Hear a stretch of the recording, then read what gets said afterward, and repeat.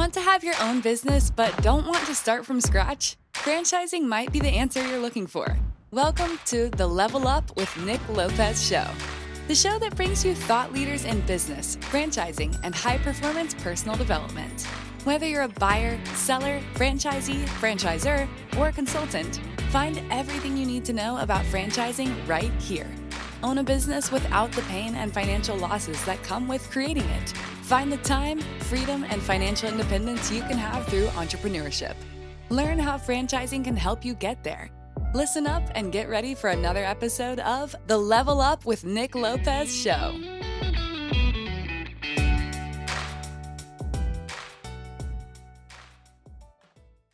Welcome to the Level Up show with Nick Lopez, where we have the absolute pleasure of learning from thought leaders in business, franchising, and high performance personal development.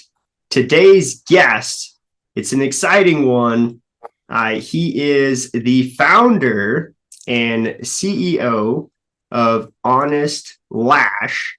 But my goodness, I am so excited to get into his story and just who he is as an individual, but more importantly, share his vision. And I think by the end, you're going to understand why this is an individual to admire. My goodness, Jonathan Ellis, welcome to the show. Hi, Nick. Wow, that's a very warm and welcoming opening to this podcast. So thank you for having me. Very excited to be here. Very excited to dive in the weeds and franchising and business and all the things that we're going to be talking about. So thanks for having me. I appreciate it. Absolutely. And my goodness, it's about being qualified, and you are doing the work to be qualified. That is most certain. But I kind of feel like you were born to do what you are doing, which is so neat. We'll definitely get into your story. You know, a lot of folks don't really understand what franchising is, right? They think, oh, you know, it's McDonald's or it's Burger King. Those are the more common examples in franchising. But, you know, as long as it's moral, it's legal, and it makes money, it can be franchised. And you know, that means the more traditional methods like McDonald's or Burger King, or the less conventional, like a painting brand like Lime Painting, or you know, the beauty space like Honest Lash. All different things can be franchised. One thing is common, though. Nobody raises their hand and says, oh, I'm going to get into the franchising space. Well, not until I learned about you. But, you know, a lot of folks, you know, franchising has a way of finding you. So, Jonathan, share your story. How did franchising find you? It's a great story. It's a long story. It's actually it's one of my favorite stories to tell, actually, though, because I get to talk about my family and who I am and where I come from and what we believe in. And so this is, you know, so I'm very much a product of my environment, being born into a great situation. My grandfather in 1969 opened up one of the first McDonald's in Texas as a franchisee. He was a lifelong salesman, you know, did a bunch of jobs all through his 20s, 30s, 40s. He was raised as a chicken farmer in Missouri, and just had that blue collar, grind it out, you know, do what you had to do, wake up early, work late, you know, anything and everything to provide for not only himself, but for his family. And so anyway, it's cool to talk about the, I guess, the origin story of myself personally. And but essentially, you know, Papa opened up his first McDonald's in Beaumont, Texas, which is about 100 miles east of Houston on Interstate 10. He opened that in 1969. You know, at the time, McDonald's wasn't McDonald's. McDonald's was still very much an emerging brand. and Texas, for one case or another, that was the last state that Ray Kroc decided to enter. And it was already a national brand. It was still, finding its sea legs in the 60s, early 70s.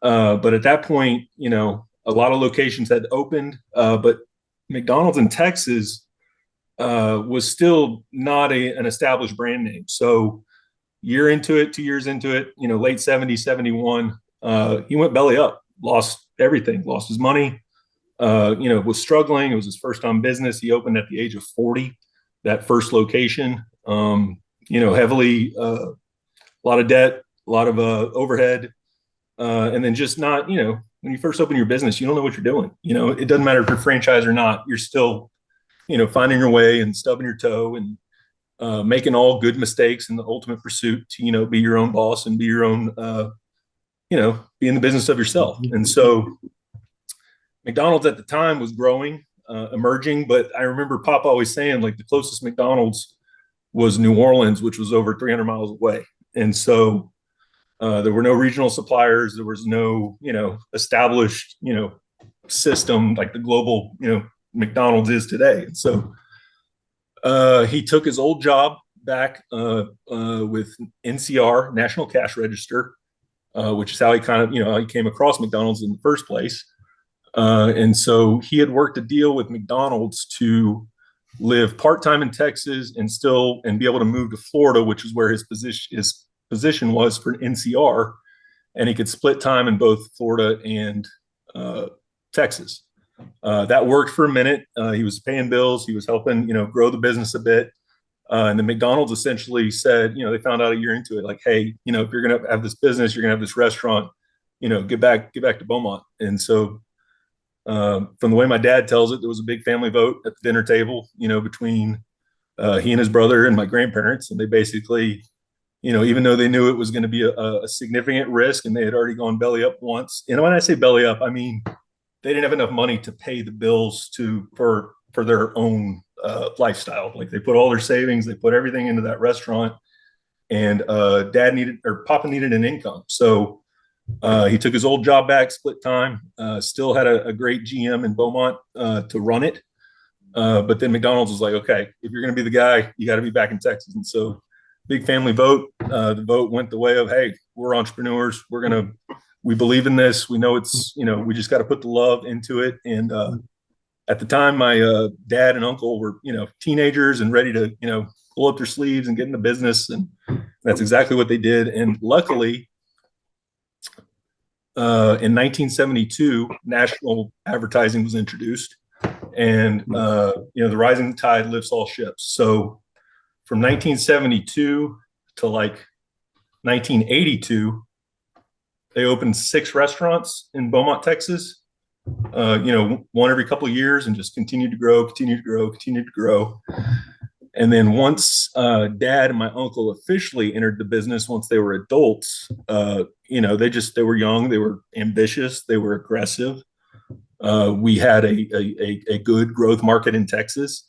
And Dad and Brian Ellis, my dad, and Russ, my uncle, expanded over the course of 40 plus years at our peak up to 82 restaurants.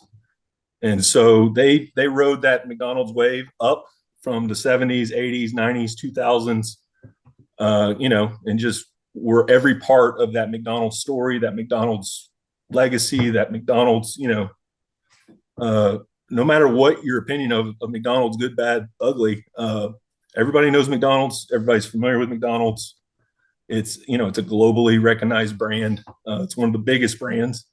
And, just being able to grow up in that environment where, when I was old enough to kind of be aware of what Dad did, there was a significant amount of restaurants at that time. So I came along third generation, watching that growth, watching Dad go from a GM to a supervisor, to the owner operator essentially, and then to the point where they needed to expand beyond Beaumont. And Uncle Russ bought the Corpus Christi market in the late 90s. they partnered up and bought the Rio Grande Valley, which had a lot of restaurants down there, which is on the Mexico border. So it's been a very good business for us. Obviously, my grandfather was in it for 52 years before he passed away a couple of years ago, and it's been our lifeblood. It's been our family crest. It's been who we are. It's been our education. It's been our real life experience, and just being able to grow up in an entrepreneurial environment that was also like bolted on to this extremely strong system of what could be considered the best franchise in the world. It's just, I'm in awe of it. I respect it. We ultimately in the last 5 years sold out and we've gone in different directions, but it's very much a part of who I am and what I believe in. And it connects all the dots for almost every major life decision that's occurred in my upbringing. So I'm very appreciative of it. It's also very humbling because, that was dad's success. That was Papa's success. When you come in that environment, you learn from it, but you're also like, okay, well, man, y'all did an awesome job.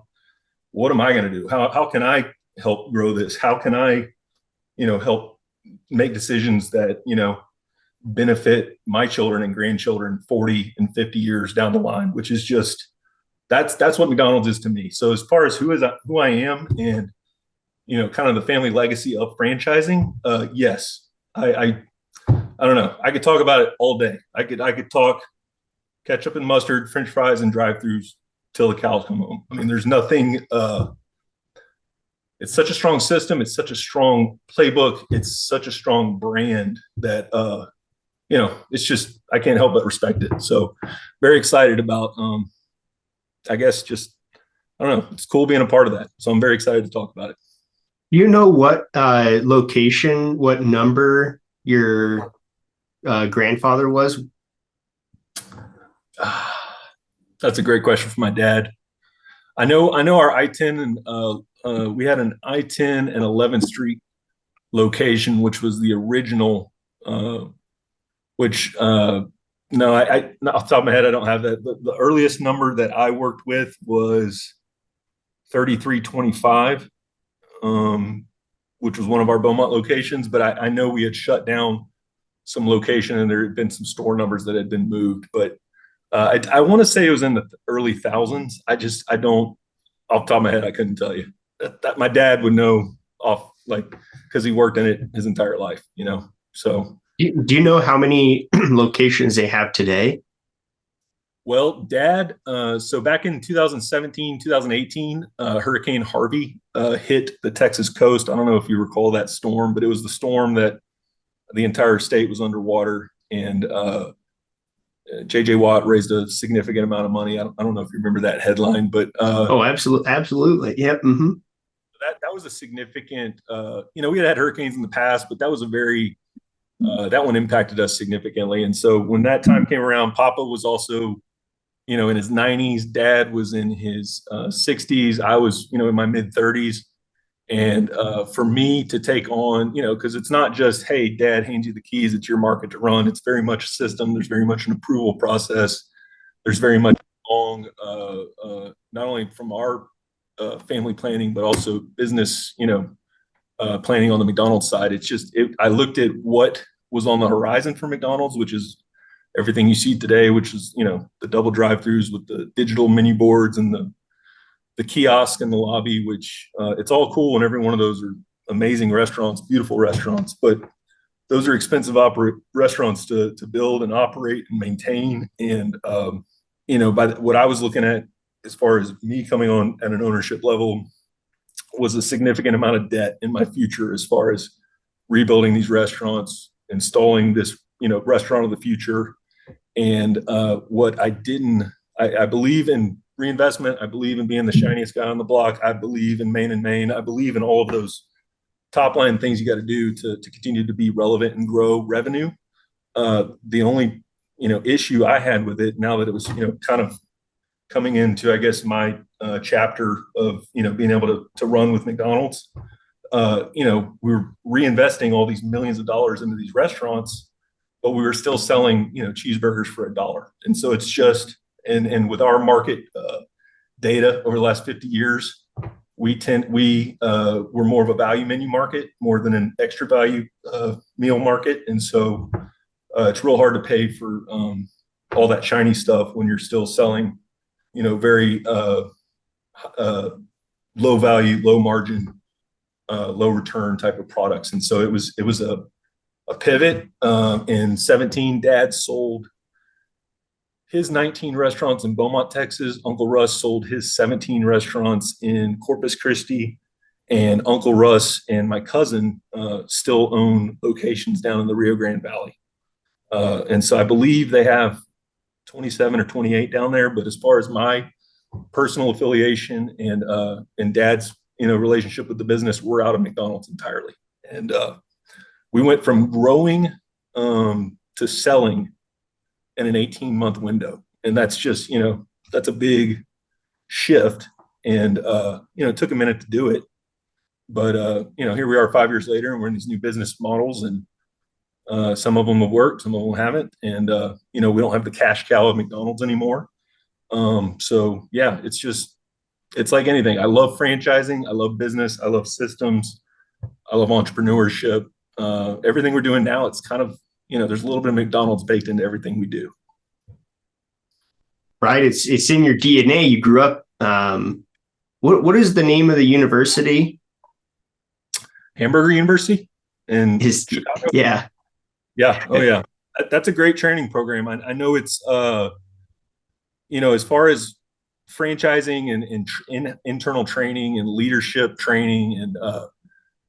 And they had a lot of good things. That was kind of ahead of its time back in the 70s. Like, grandpa has a degree from HU, dad has a degree from HU, mom has a degree from HU. All my, I think I'm the only one of my siblings that have one. But regardless of that, it's a great experience. It's a training experience. It's very much when you're trying to grow up the corporate ladder, it's one of those things you can set a goal to, and the ones that make it to Hamburger University are the best and the brightest in the system. So it's got a silly name, but on the same note, what it stands for is incredible. So I've got the HU degree listed on my LinkedIn profile. So it's one of those things where when you grow up in it and you finally get it, and then there's a few other awards in the system that you're all reaching for, but it's that they knew what they're doing. They still know what they're doing. I know McDonald's has had their ups and downs, just like any business. It's always cyclical. It's always seasonal. But what I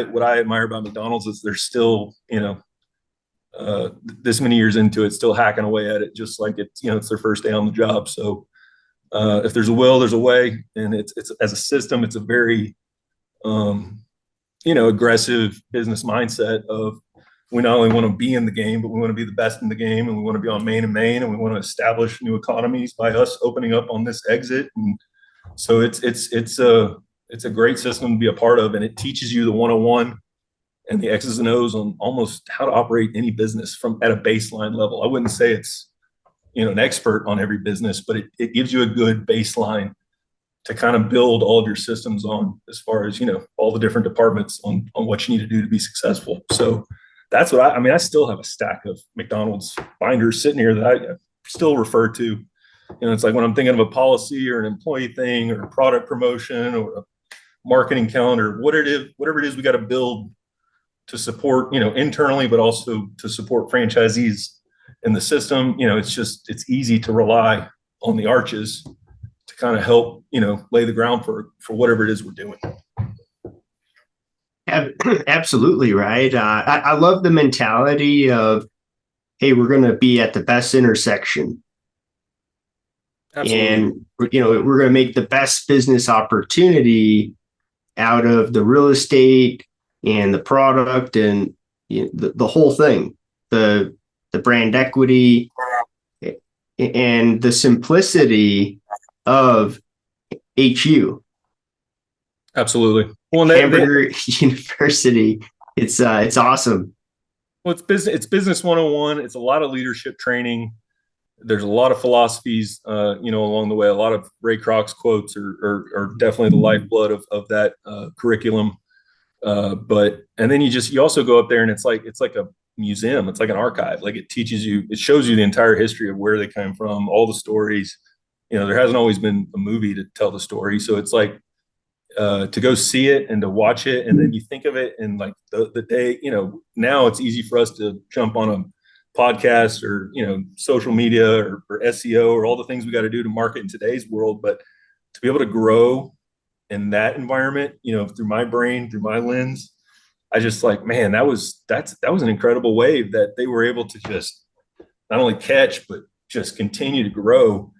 And I read an article the other day that they've got a goal by the end of the decade that they're going to hit 50,000 restaurants. And I'm just like, man, that's a lot of restaurants.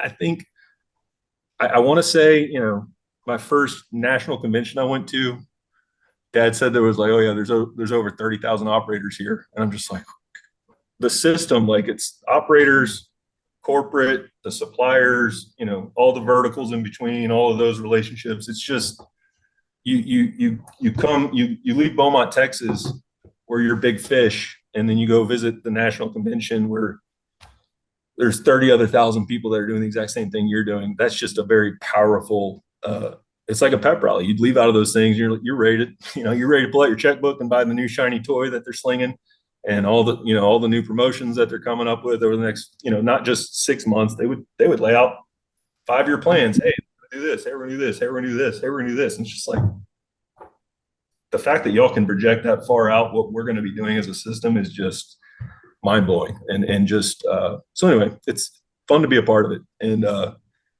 yeah, it was very cool experience.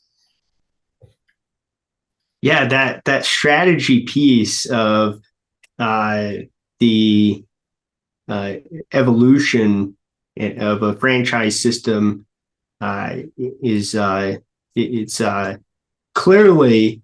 I think you said that McDonald's might be number one. I'm pretty sure they are, right? And there's different ways of looking at it. I mean, number of units, number of revenue, fastest growing, most profitable. I mean, they've got Chick-fil-A is the big dog right now. A decade ago, Subway was the one opening stores on every corner to their detriment. And it's just, everybody has their moment in the sun, and Chick-fil-A seems like the king of the mountain right now, in my opinion.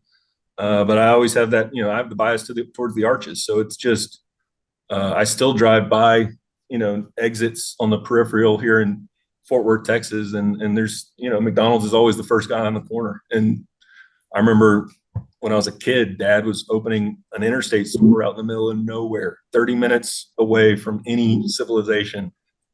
And he was like, yeah, it's a big store, but it's a highway store. It's a bathroom stop. It's a truck stop. It's, we're going to establish an entire economy. And then you look back at Winnie, Texas, back in the early 90s, there was maybe a gas station there, maybe. And now it's like an entire small economy. And it's just, I don't know, just watching, that grow and that McDonald's started it on that corner. It's just like, that's kind of cool. Like that's not a lot of people can say that their business kind of, I don't want to say it created the city because it was there, but like it kind of put them on the map to a certain degree. And I'm proud of that. I mean, it's Winnie, Texas. It's a highway stop, but it's kind of cool. Every time I drive through Winnie, I'm just like, okay, like none of this was here until we put that store there. So I don't know, just cool. Right. I think private enterprises are underrated with how they impact history. An economy. I mean, it's a job provider, regardless if it's a make job or not. It's still paying people's incomes. It's providing livelihoods. It's providing opportunities. And, the ones that do take McDonald's seriously and do make it to HU at Hamburg University, like there's opportunities galore. And Dad was always proud of the fact that he created 9 owner operators, like in his own system, meaning they got promoted to the point with the growth, the expansion, the leadership. And then McDonald's was like, well, hey, maybe he can go open. So Dad's like, great, he's getting expensive on my payroll. Go open your own restaurant.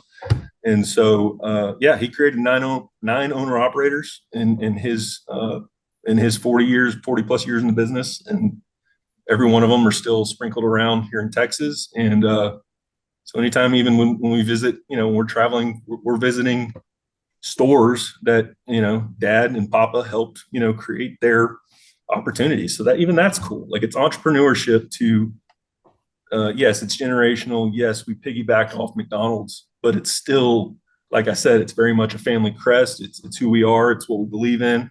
The core philosophies of McDonald's are very much, a part of who we are and how we operate businesses. So it's a people first business. I know working fast food is difficult and it's a grind and it's a thankless job more times than not. But in most companies, most family business, like we always like to say, yes, we're McDonald's, we're this, but we're still a local business. We're still, down the street from these restaurants, and we're mom and pop corporate. So we've got a lot of great corporate systems. We've got a lot of great plans, a lot of great strategies, but it's still, a relationship based business where you're building and managing a team. And, McDonald's is a complex system. So you gotta invest in your people. You got to constantly train. You got to constantly motivate. You got to constantly lead. And then even just keeping in step with what McDonald's expectations are, that's a whole other set of challenges as far as they've got this mega plan that they're building. And then I've got these individual restaurants with all their own teams, all their own leadership structures, all their own management personalities. And you got to be almost like the translator of how you take this giant complex, system and make it, easily digestible in bites. Because if we gave it all at once, it's too much to manage. So anyway, like I said, I could talk about McDonald's forever. Yeah, and that's the genius of the simplicity of just, Hamburger University, right? The fact that the complex is made so simple is the beauty of how genius it is. And so you are now scaling your own franchise system as the franchisor, the founder and CEO. Clearly, you come from a family that is all about franchising, and just so happens to be a franchise system that we all know and love, and all grew up at going and playing in the McDonald's playhouse, the play place. I've always thought that was so genius, by the way. You just the Happy Meals, like it's beautiful. How genius so many things are. But regardless, that was actually my first job at McDonald's. Was Dad, I was probably 5 or 6, and I remember it was Parkdale Mall was adding a play place, and at the time it was still an outdoor play place before they started building indoor. And he's like, "Hey, go run through the ball, go play in the balls and figure out, okay, is there construction leftovers?" So I was pulling out old zip ties and screws, and he was basically making sure it was kid safe to the general public before we opened it up to the public. So that was my first job. Go make sure the play place, what do they call them? The balls, playing in the balls, they were right. Filthy. They always had diapers in them. They always had right. As a manager, they were a pain in the butt to manage, but as a kid, I remember, I still remember pulling out zip ties and screws, and Dad was like, "You just saved me a lawsuit there." And I'm just like, "Okay, great, Dad, happy to help." I'm like 6 years old, So yeah, play places. Yeah. It's all part of a bigger, let's get the kids in, let's get the families in, let's get the, the birthday parties. Like, it was very much a family first business model. And, it became a lot more drive-through focused and speed focused and value focused in its later years. But in those early years, very family friendly, very family focused. And, the good old days, that's when I was a kid. So I remember those days very, very well. Yeah. And Disney does a great job of, very similar. And so, but I want to talk about Honest Lash. How did it get started? Can you tell us the story of, because it's not quick service restaurant, or it's not fast food. In fact, it is in the beauty space. It's still brick and mortar, right? Line painting, service-based company, home services, McDonald's quick service restaurant, and Honest Lash in the beauty space. How did you choose the beauty space? I don't. I mean, maybe you do use the products, No, but it's kind of it's very much a. So I remember it was like 11 or 12. I read an article about a national competitor who's in the lash industry, and they'd just been bought out, or not bought out, maybe capital injection. I don't know. They had just partnered up with a large private equity company, and they were going national, and they had opened up 200 plus locations, and their average unit volume was 600K, and their average ROI was like 20 something percent, and then like the path to break even was very fast. And like that article for Amazing Lash just sat in the back of my head for close to a decade. And because I liked those margins, I liked the simple model of an inline strip center based leased location with a staff of 3 to 5 employees, a minimal investment of some chairs, some beauty equipment, some cosmetic. You got to make the setting nice. And so that article just sat in my head for a few years. And being a restaurant guy and 100% focused on McDonald's, it was just at the time it was just an article I read. And fast forward to 2017, 2018, we're making our plans to exit McDonald's, post the hurricane, and I decide, okay, right up to the hurricane, I was looking at restaurants all over the state to buy and purchase and acquire. And like I said, we went from buying to selling in the course of 12 months. And in the pursuit of finding more McDonald's, I found an operator for sale in Fort Worth, Texas, who was exiting the system as well. He didn't want to invest in Vision 2020, which is what they were calling it. And I saw it as, oh my, wow, Fort Worth. I love Fort Worth. I've got siblings that went to TCU. We visit there a couple times a year. It's 4 or 5 hours away from Beaumont. It was, staying in Texas, but kind of getting a new, living in a new part of Texas. And so the mindset was expansion. The mindset was growth. The mindset was add more units to the overall pie. And that deal. So in the course of that deal, we moved to Fort Worth. We bought a house. We put the kids in school. We did all the things waiting for the deal to happen. And then the deal ultimately did not go through because there was another larger operator, local, already had an infrastructure, already had an established team here. I would have been kind of acquiring this team, starting over. I wasn't going to bring anybody from Beaumont. And so McDonald's has to approve deals. They chose the other operator. So next thing you know, we're in Fort Worth. I've got no business. I've got no income. I'm kind of helping remotely with the Beaumont market, but not a ton. Restaurant operations is very much hands-on, in the grind, keep your finger on the pulse. Yes, we live in this remote world today, but 5 years ago, it wasn't this remote. So regardless of that, so when that deal fell through, I was like, okay, well, what am I going to do now? I gotta figure out, because then Dad was like, well, if you're not here, then I don't want to necessarily be, he had kind of been not out of the restaurants, but he hadn't been doing the day to day. I had been taking on the brunt of that for a while. And so when he exited, and he was basically like, okay, well, let's take this as a time to regroup. Let's figure out what next steps are. Dad and I were both very adamant, not adamant. I want to say all we've ever done is food. So there was curiosity, there was intrigue, there was, we started going to these franchise conventions. We wanted to stay in franchising. We wanted to, go buy into another system, go buy into another brand. Dad was a big fan of buying something with existing cash flow so that we could just kind of go in it and make it our own, McDonaldize it, add our own systems. And so we looked at everything. Over the course of a year, I looked at 20, 25 businesses, probably went under contract or LOI with 2 or 3. And then through the course of due diligence and all that, you're like, maybe, maybe not. I looked at liquor store operations. I looked at restaurant operations. I looked at FedEx routes. I looked at, 20, 25 different businesses. Finally came across a Sylvan Learning deal, which Sylvan Learning is another franchise, education business, been around for 40 plus years, legacy brand, 600 something units. They might have more now.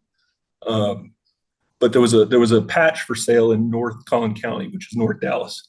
That's a very high end growing market, rooftops, a lot of development there.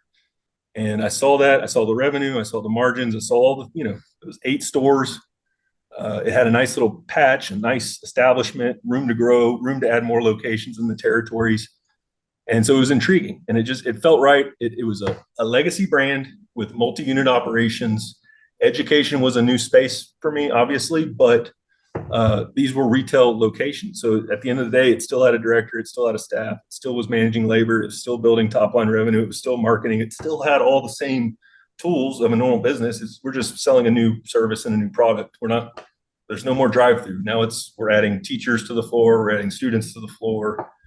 It's just a different way to run a business. And so ultimately in mid 2018, I bought 8 Sylvan Learning locations in North Dallas.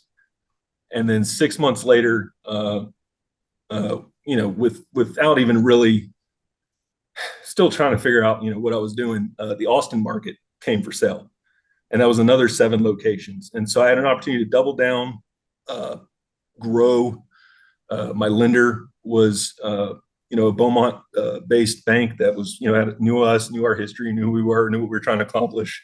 We had shown that we could scale and grow in multiple markets. So it felt very comfortable, regardless of how early it was in the process. And so levered up again, got another loan.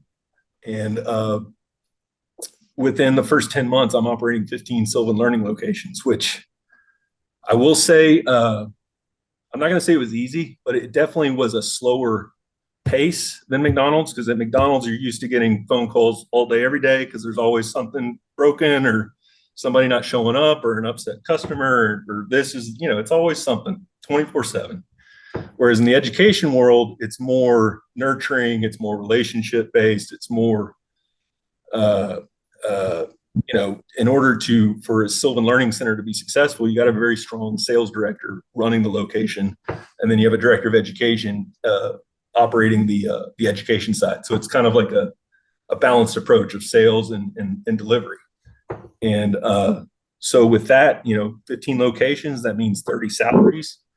That means 300 employees. That means a lot of lease, a lot of rent, a lot of salary, a lot of and so, jumped on that treadmill, was running super fast. And late 2019, early 20, we were just starting to kind of, get over that hump, starting to become profitable, starting to get our own team aligned, starting to get, some of these locations more, I wouldn't say, because they were fine. They were making money before, but we were just trying to kind of install our way, the McDonaldized system, a leaner approach.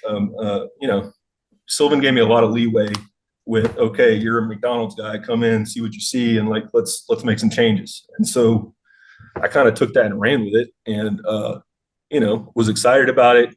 We installed a subscription model that was very needed at the time, because the revenue model was kind of difficult at times. It was very sales based. And so fast forward to early 2020, feeling very good, feeling very confident, feeling motivated. We had just opened our a location in December of 19 in Bastrop, Texas, which is about 20 minutes outside of Austin. And so, I was opening locations all the way up to the pandemic. And so I know your original story is how did I get to beauty? And I just talked about education for 10 minutes. Essentially, the beauty business is 100% a COVID pivot. The education business was leaving McDonald's, new venture, new industry, kind of carving a new path and, figuring out, what does the next 40 years look like, and following down that path, just like Dad and Papa did. And then, March 2020, Trump shuts down travel from Europe. Like, that seemed to me, that was spring break. The kids and I were on vacation, and I remember thinking, okay, this is a little off, but first it was 2 weeks, then it was a month, we were considered inessential as an education business, which essential, inessential, that's, you're still not going to convince me on one way or the other. Because if we're providing jobs and we're providing livelihoods, we're essential. But regardless, I was shut down for 3 months. I had to furlough the majority of my staff, simply because I can't, no operations, no education, no nothing. Luckily, very luckily, the majority of my staff were full-time teachers at local school districts. So they came to us in the after school hours, which is when we were primarily operating. And I was their side hustle on more times than not. So that kind of helped me sleep a little better at night, just that I didn't have to lay off all those people. But yet when we reopened, I wasn't able to, hire them all back just because we didn't have the demand for it. So still difficult to kind of talk about, but essentially we reopened in midsummer to not much demand because, it's summer, the kids are at home. They hadn't been in school for several months at this point. Back to school was delayed, and then it was virtual, and then they canceled report cards in several of my school districts. They were like, okay, grades don't count, which I know that seems silly, but like in my world, we need parents, we need students, I need kids that are struggling, that need help to either fill in their gaps or help them get ahead. And if the education system isn't driving the need for education, the demand for education, then my business just kind of bottoms out, regardless of how much we think, what do you mean, how can that business not survive? So we went from thriving, killing it, doing this, and then it was like 3 months of, okay, we're just going to kind of sit back and figure this out. And, we did all the virtual stuff. We tried to do a lot of plans that Sylvan was pushing, but at the end of the day, there just wasn't much need for it. Like Sylvan's a great system, and we had a lot of software-based programs, but none of them were virtual. None of them were prepared to go online or cloud-based or something. We were literally inventing this stuff on the fly, and Sylvan was building some stuff. Franchisees were building some things. We all kind of were sharing different ways to operate, just because we were all just kind of flying by the seat of our pants. And so went through the PPP process. Took on $500,000 in PPP, which is just, I remember when I was talking to my CPA, and he's like, 8 weeks, this is our payroll, this is our rent, this is this is what it costs, this is what we're going to borrow. And I'm just like, I don't know, man. $500,000 from the government, that sounds terrifying. Like, I'm a first time, I've grown up in a family business, but this is the first time my name's on the title. And now I'm going to be taking a loan from the government, like, scary times. And so, 2020 was a mess, but through that mess, fast forward to November, December, I'm running out of cash again. Customers are not necessarily calling because we're still, that time was still very, not stable. And so I called corporate and I was like, hey, I'm out of money. I need help. Like, do you want to take these over? Do you want me to sell them? What do you, let's get on the same page. And so essentially I sold 12 of the 15 locations back to a combination of corporate and surrounding franchisees that weren't as leveraged as I was from a debt point of view. And so they were all getting, fairly good operating locations that I had just sunk a lot of money into, because I remodeled almost all 15 of them in that first 2-year window. And, I wasn't prepared for it. And so it knocked me on my rear, and I'm still here picking up the pieces. But a result of that is Honest Lash. And you're going to say, okay, well, why Honest Lash? I had 3 leases that were going to just be dead rent. That was going to cost me, close to $15,000 a month. And I was just like, okay, what can I plug into these spaces that would at least generate enough revenue to cover the rent? That was the whole idea behind it. And so I didn't have a lot of money, didn't have a lot of capital. My infrastructure with team and people, I had slowly had to let go over the course of the year. And so I was like, okay, what can I operate by myself as an operator? What can we install in these spaces that is low capital investment? Because I didn't have a whole lot of money to spend on furniture, fixtures, and equipment. I didn't have any money to go turn Sylvan locations into restaurants. That wasn't going to be a solution, because not only the red tape of conversions, but just converting an inline into a restaurant, it wouldn't have worked. And so came up with a few different concepts, came up with a liquor store concept, came up with the dog wash concept, and then came up with this Lash concept, because back to that article that stuck in my head, I needed a concept that I could build out that was not expensive. And so ultimately we landed on the Lash concept. I knew by going into this Lash world, there would be an established set of people that I could hire from that have been trained and licensed through the state. Estheticians, cosmetologists, lash artists, beauticians.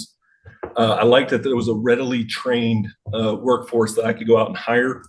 And I also liked that the build out on my Sylvans would not be significant. And so, because a Sylvan is essentially just an open box with a bunch of tables and chairs, some iPads, and an office for the director. It's not a very complex build out.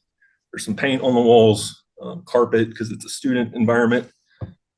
So all we did was come in and I was able to buy one salon kit on Amazon that was like a 12-chair kit, and it came with like your lash chairs, your table, your operating table, some lights, some lamps. I was like, okay, I can take that 10-chair set and split it across these 3 remaining leases that I have, and turn each one of these places into like a 3-chair lash studio, which keeps my cost down on what I need to do. And so basically, Black Friday of 2020, we opened Lash Goddess, which is a different name. But that was an available website on GoDaddy that I found. I was like, okay, that's a good name. We'll throw that on there. It's a good website. We'll build a whole brand around it. And, when Lash Goddess first opened in Bastrop, Friday of the week prior, it was a Sylvan Learning Center. A week later, we had debranded, pulled out all the equipment, moved in the salon equipment, hung some chandeliers, put in some hardwood flooring, painted a lot of walls, threw up some vinyl, put some shiplap in, just trying to make it very aesthetically pleasing, a beautiful space. And, it went from a Sylvan Learning to a Lash Goddess in a matter of 72 hours, with a couple of buddies and I just swinging hammers and painting and doing our thing. And so it's a wild story. It's a COVID pivot story, but ultimately now it's a story of, okay, yes, that was a hell of a year. We pivoted from McDonald's to education to now beauty. And here we are in year 3 of Honest Lash. We've got 4 locations in Austin. We've sold 2 franchises, one in El Paso, one in San Antonio. I've got hundreds of leads coming in a month. Right now in 24, we're on track to sell probably 2 or 3 a month, at least 2, probably 3. And my goal is to sell all of Texas over the next several years, which we've mapped it out that we can probably fit 80 to 100 across Dallas, Austin, San Antonio, Houston, Lubbock, El Paso, Rio Grande Valley, Beaumont, Texas. So I've got a plan. It's very much a McDonald's plan. It's very much a growth plan with franchisees in mind. And I don't know. It's been a wild ride. I can't say I enjoyed every part of it, but it's very much an entrepreneurial ride. And here we are. Now we have Honest Lash, and we are building and bolting on all the components, just like Hamburger University. We've added a university campus, learning environment at our UT location in Austin, and we're now training. We're in the process of beginning to train in 24. We're going to be training not only utilizing Honest Lash University as our franchise school, our in-house training school for corporate leadership, corporate development, hopefully owner-operator development, and then we're going to be licensed through the state of Texas to also be able to create our own lash artists. So it's very much, back to point. I like to bake in McDonald's. I like to use them as the blueprint. build my own blueprint, and then just kind of now, sorry, this long story short, franchisee, now a franchisor, and loving this side of the business as well, and just ready to grow, ready to take it where it needs to be. And we're right there, man. I'm excited to be talking about it. I'm excited to be on podcasts like yours. And I don't know, it's been a wild ride, and now we are, we're ready to talk about it. We're excited to talk about it. And I want to bring it to the masses, because I think it's a great business model. You can make good money on it. It's very much an owner operator driven model, roll up your sleeve mentality. And I don't know, it's a great business model. I like being a part of it, and it's not exactly the story I envisioned for myself, but hey, here we are, and I'm going to do whatever I can to capitalize, take advantage, and hopefully grow a strong franchise system, very much with the core values and philosophies of McDonald's, and this generational franchise legacy of who we are, what we're trying to accomplish. So I don't know, man. I know that's a lot, and I just told you a lot in a very drawn out way, but it's hard to just say, yeah, we opened up a Lash studio, because it wasn't just we decided to open a Lash studio. It was, we were in a situation that was not comfortable. We needed a solution. We were painted into a corner. We made some decisions. We've had a few dominoes fall our way, and here we are talking today. So I'm happy to talk about it. Yeah, in the business, it's about the system, the process, the culture. I often talk about my experience in the paint space, where I never thought that I would own a paint company, and I can just go on and on about the amount of services out there where you don't think that this is an industry where you'll spend a decade plus. But speaking for myself, I've been in the paint space for 15 years, and I had to convince myself. I always joke that the space kind of wooed me. I was chasing commercial real estate development in South Florida.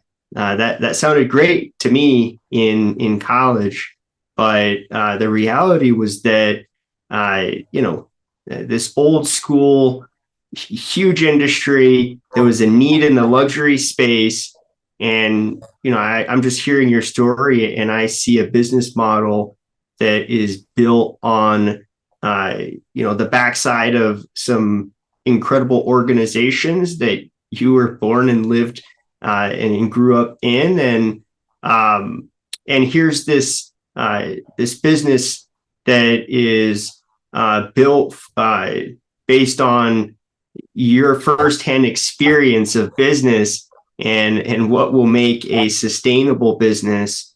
My goodness, hearing your story, what is it, Thursday? I feel like it's Monday, and I'm jacked up for the week now. I really appreciate you sharing your story and taking the approach that you did. Personally, I don't think I'll ever forget your story.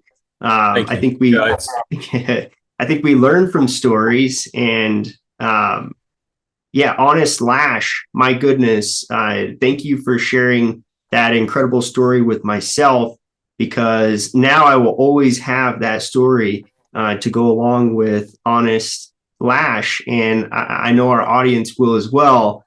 So thank you. Absolutely. Well, thank you for having me. Are we done? Are we still talking? Because like I said, I can talk forever.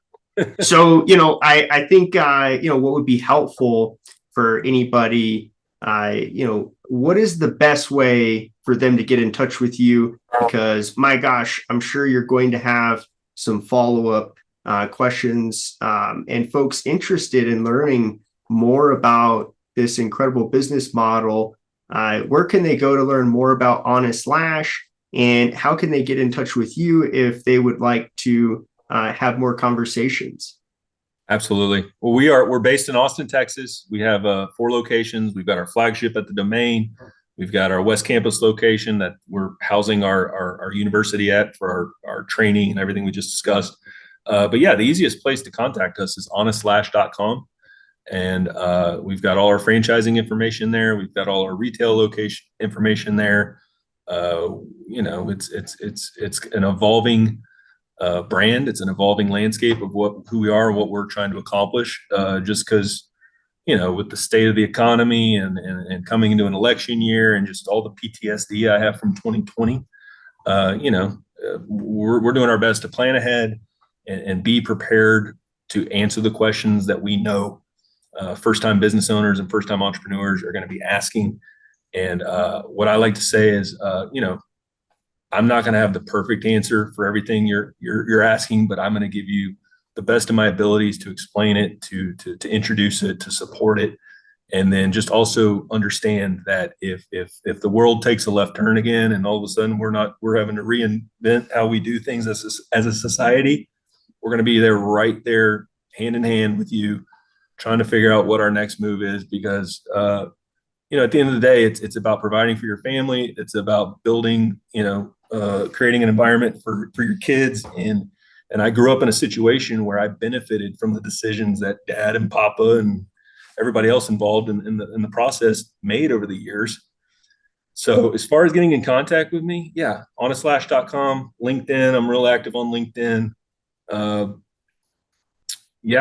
We're here. We're open. I like that we're in this remote world because it makes these kind of conversations easier to happen. But it's also, I'm old school. I'm an owner operator. I like to be in the kitchen. And so I like visiting locations. That's why we're focusing heavily on Texas right now.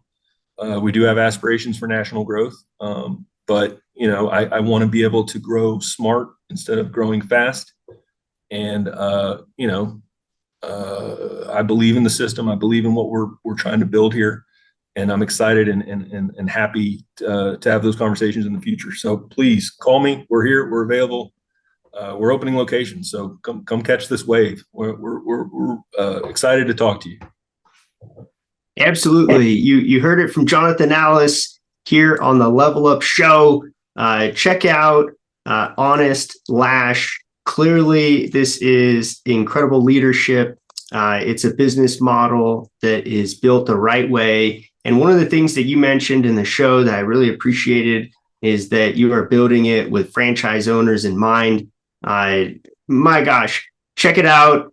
Smash the like comment on this video. This was an awesome episode. Drop some comments down below. But more importantly, please subscribe to the channel. It's how we're able to continue to grow, to bring on thought leaders like Jonathan Ellis, the founder of Honest Lash. So thank you for tuning in.